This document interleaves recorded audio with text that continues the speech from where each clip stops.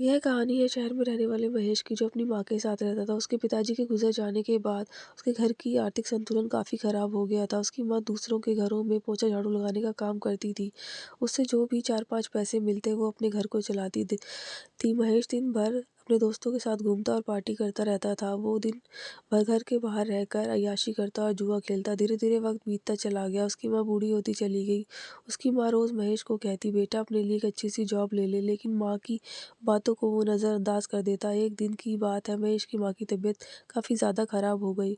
उस दिन वो किसी के घर काम करने नहीं गई। घर में पैसा न होने की वजह से महेश अपनी माँ का इलाज न करा पाया, जिसकी वजह से उसकी माँ की तबीयत दिनों-दिन खराब होने की वजह से वो मर गई। महेश को समझ नहीं आ रहा था कि वो क्या करे, क्योंकि उसकी माँ के गुज़र जाने के बाद वह अकेला पड़ गया था।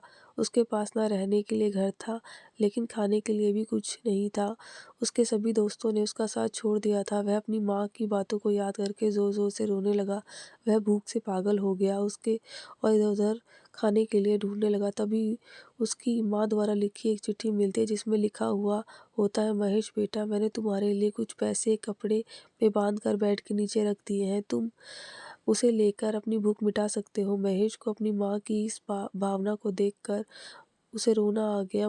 मन तो था कि वो अपनी माँ को गले लगाए, लेकिन अब उसकी माँ नहीं है इस दुनिया में।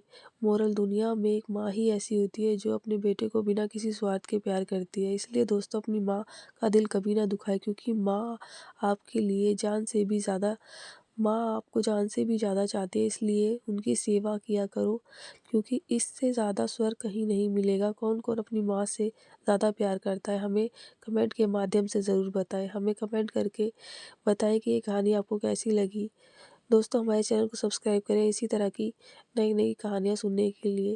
और इस कहानी से आपको क्या शिक्षा मिलती है, हमें ज़रूर बताएं। मिलते हैं एक नई कहानी के साथ, तब तक के लिए धन्यवाद।